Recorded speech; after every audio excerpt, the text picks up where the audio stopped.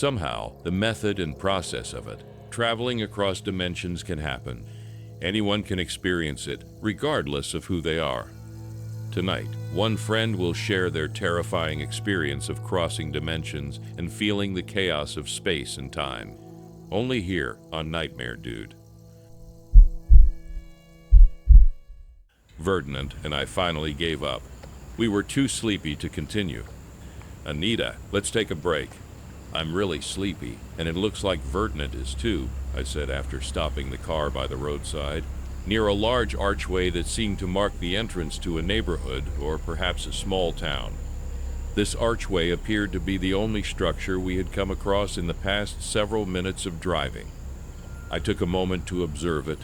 The archway consisted of two tall, dark-colored walls, still clearly visible. Yeah, it's fine. Just rest for a while. It's better than something bad happening, Anita replied.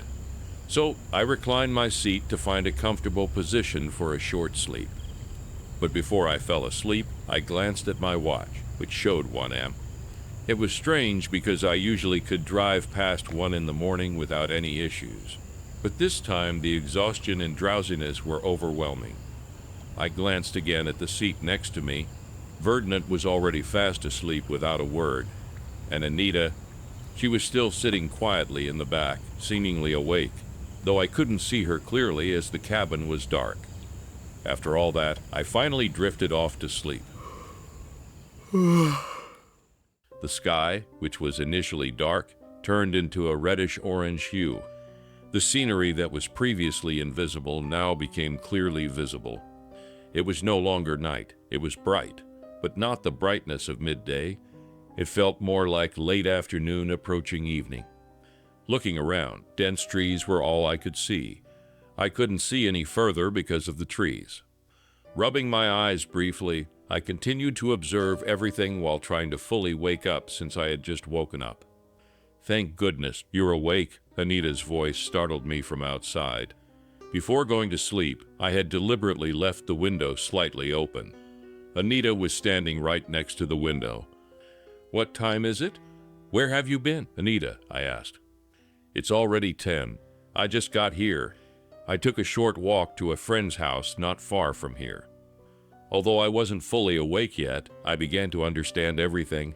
It was already 10 in the morning, which meant we had slept for about 9 hours. How did we sleep that long?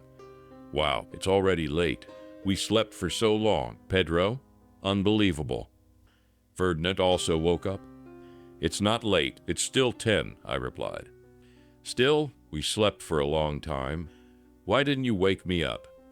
"I just woke up myself." "Okay, let's get going. I feel refreshed now." So we decided to continue our journey immediately. Of course, we had to go to Anita's house first, then continue our journey to a city in southern Java. "Anita, are we lost?" I asked. "No, Pedro. We're on the right track," Anita reassured me. I glanced at her, and she gave a small, cheerful smile, her happiness evident on her face. "Don't worry, we'll reach the city soon, and it won't be this quiet," Anita added. "Remember the 2 big pillars shaped like a gate that I mentioned earlier?" Anita was leading us through that gate, which she said was the entrance to her hometown. It felt a bit strange, but Ferdinand and I followed the path Anita showed us. It had only been about 5 minutes since we passed through the gate, but I was still curious because I had never been on this road before. The scenery and atmosphere were also different from the usual roads across Java. The road we were on wasn't a major one, but just wide enough for 2 small vehicles to pass each other. It was in excellent condition, with smooth black asphalt and no potholes. The sky was still a reddish orange, and the light wasn't blinding. It was actually soothing and calming. I purposely opened the window halfway because the cool breeze was gently blowing in. It was chilly, but not bone-chilling, just comfortable, very comfortable. I couldn't see the sun at all. I wasn't sure if it was hidden by clouds or obstructed by trees. "The air feels nice, doesn't it, Pedro?" Anita said suddenly, breaking my and Ferdinand's reverie. "Yes, what's this area called? I've never been here before," Verdant responded, adjusting his sitting position. Yeah, it feels great, so refreshing. Is there a mountain nearby? I asked, because I couldn't see any distant views or mountains around. Yes, it is like this. Pedro, there are no mountains at all, answered Anita. Then, what about all these trees? Is this a forest? I asked again. It's not a forest, Pedro. There are just a lot of trees along the roadside. But the trees are so dense, it's hard to see what's behind them, said Verdant. And what was a bit strange was that we hadn't seen any other vehicles, whether motorcycles or cars. There was just us on the road. I thought it might be because it was still early, or maybe because it was a weekday, so there weren't many people or vehicles around. We'll be entering the city soon, Pedro. Once again, Anita broke my train of thought. Thank goodness, finally, I replied, feeling a bit relieved. Even though our journey hadn't been long, only about 10 minutes from the gate, it felt like a long time, almost like hours. The road had been straight and straight, with no turns, but finally, in the distance, I saw an intersection, with two directions, right and left. The intersection was still surrounded by dense trees. Turn right, Pedro. Anita seemed to understand my confusion and directed me to turn right. The vehicle turned. From there, a few dozen meters ahead, the view changed. It was no longer dominated by trees, and I could see buildings. The vehicle, which had not been moving very fast, slowed down even more as I eased off the gas pedal. The sky was still the same, reddish-orange, and the air was still cool.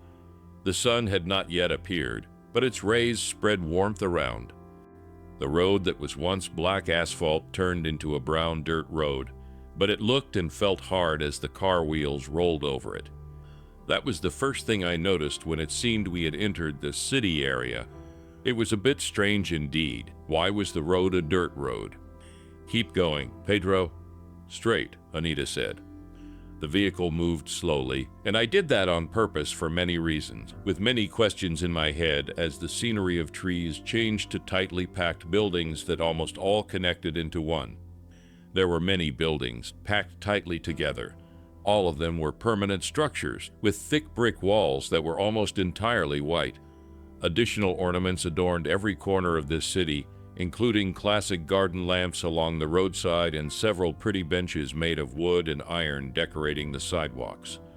Now, of all the things, the most striking was the design of the buildings and all the ornaments.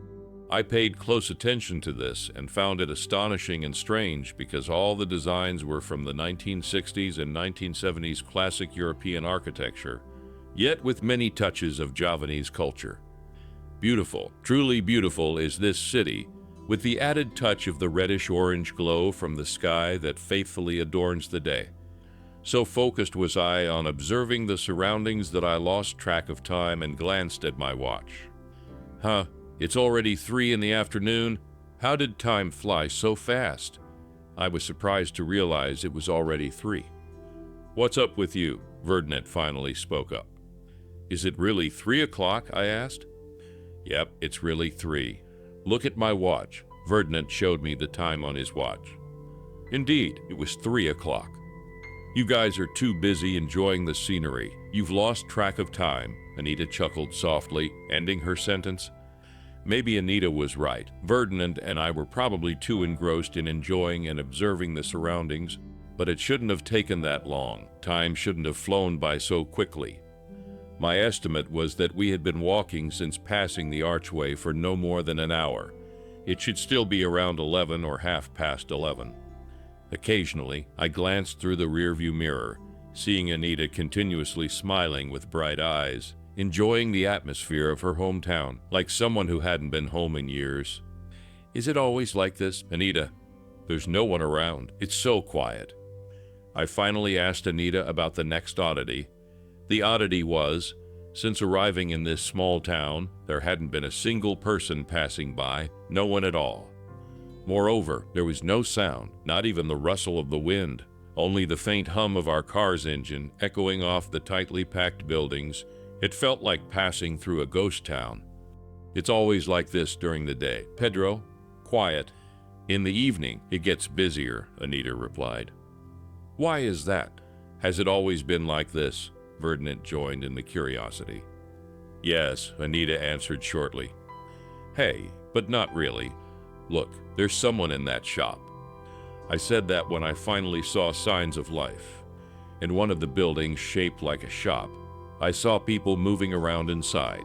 It was dim inside, so I only saw their silhouettes. Next, I noticed similar activities in other buildings. It seemed the city's residents were active indoors, with no one visible outside, making the streets eerily quiet. Turn left up ahead, Pedro, Anita instructed. Anita was right. Not far ahead, there was a junction where the road split to the left and the right. I followed Anita's directions. After turning, the scenery remained the same, with closely packed buildings and a classic design lined up side by side. The view was exactly the same. I continued driving slowly, even more slowly now, as more questions filled my mind. The road straightened again, and I continued on, with the scenery and atmosphere almost unchanged. Several times, I noticed people moving around inside the buildings. Whether they were shops or houses, I could see them through their windows. Of course, I could only see them as silhouettes, not clearly. Oh right, why could I see them? Because the distance between the road and the buildings was quite close, separated only by a sidewalk about 3 meters wide. After several minutes, I noticed in the distance that the row of buildings finally had an end. Is that the edge of the city, Anita? I asked. Oh, yes, Pedro. My house is at the end, on the left side of the road, Anita replied. Once again, I glanced at the rearview mirror and saw that Anita's eyes were teary, as if she was holding back tears, but she looked happy.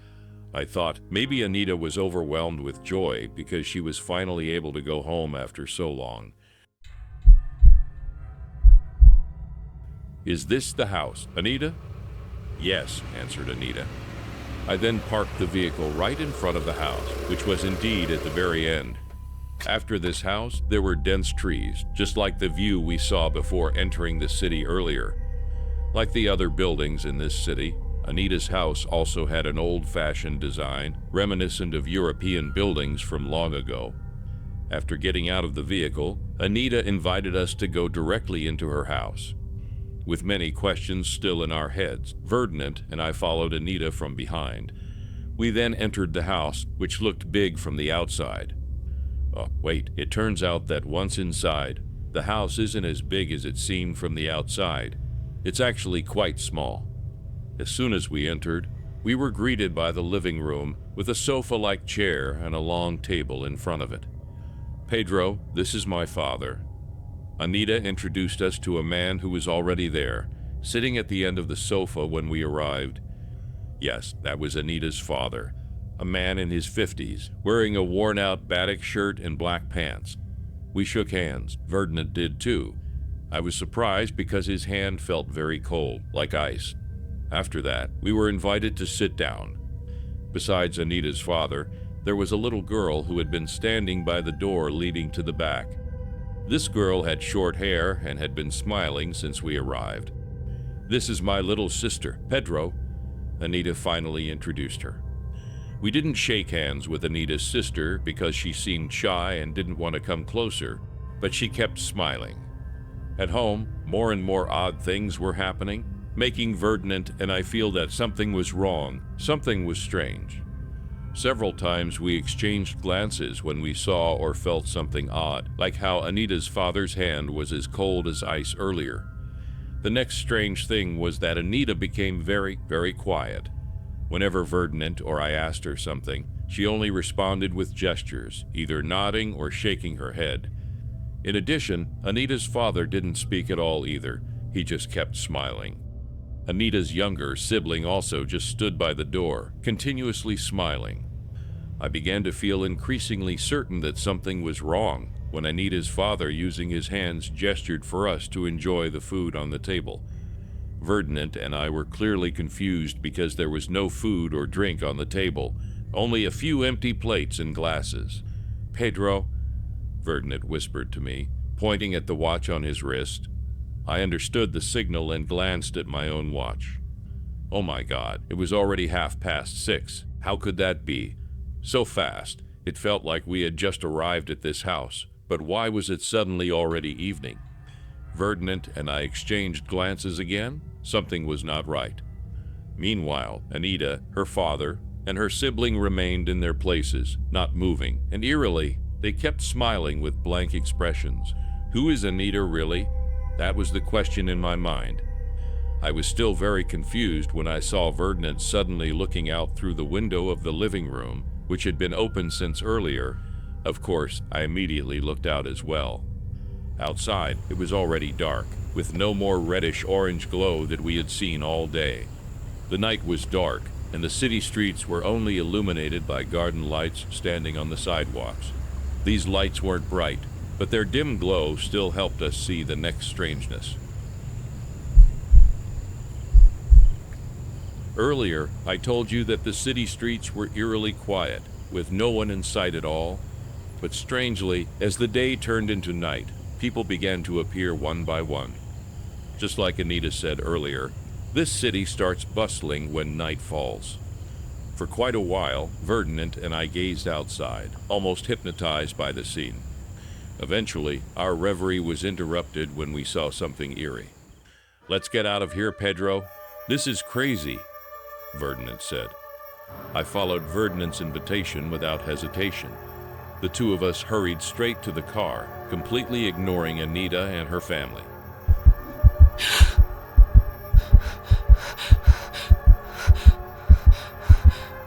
But as I reached the door, the closest distance to where Anita was standing, Anita uttered a short sentence. "Thank you, Pedro," she said. I ignored her, unable to even look at her. I walked quickly towards the car, intending to leave this eerie city immediately. Do you know why Ferdinand and I rushed out of the house a few seconds ago? It's because we saw a frightening sight. In the city streets, many people were passing by, but some figures looked very eerie. Some of them walked as if floating, their feet not touching the ground. We were stunned as we watched them. Then a few seconds later, we also saw Anita's father again, without a sound signaling with his hand, as if saying goodbye before leaving the room. Indeed, he left the living room and headed towards the back of the house. What was terrifying was that he, too, moved as if floating, not walking like a normal human. At that moment, Ferdinand and I decided to leave immediately. Once in the car, I started the engine and drove back in the direction we came from.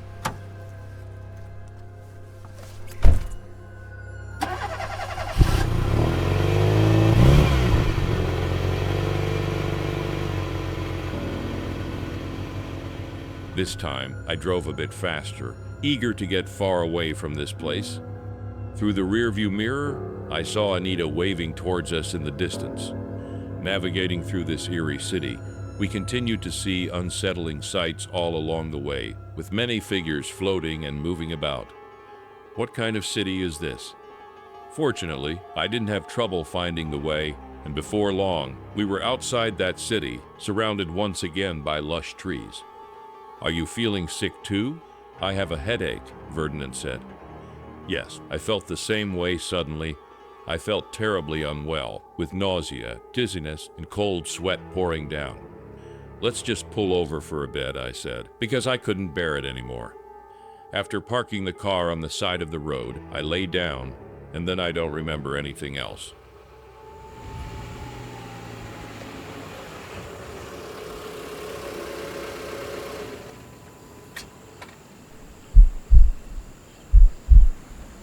"Pedro, wake up, Pedro, wake up."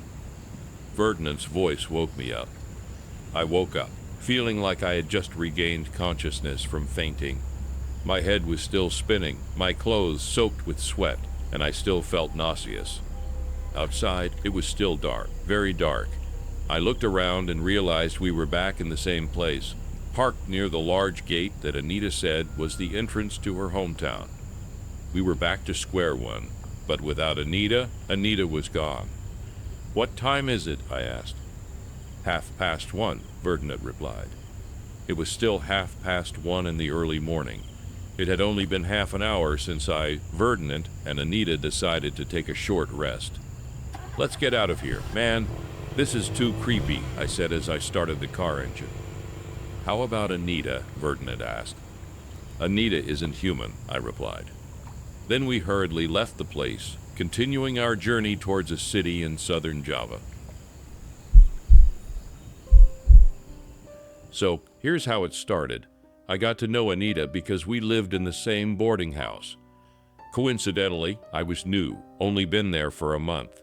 Whereas Anita, she had been staying there for a long time, or so she said. One day, a week before that eerie incident, Ferdinand and I were assigned by our company to visit a branch office in a city in southern Java. Somehow, Anita knew I would be traveling to southern Java. Pedro, can I hitch a ride with you? I want to go back to my hometown. It's been so long since I visited, Anita said one night as we talked at the boarding house. Where is your hometown? I asked curiously.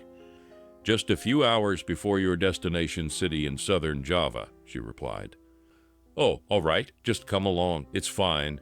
My colleague and I are heading south anyway, I replied. So, in the end, Anita really did join me in Ferdinand, hitching a ride to her hometown in a small and eerie town. After that mysterious incident, I never saw Anita again at the boarding house.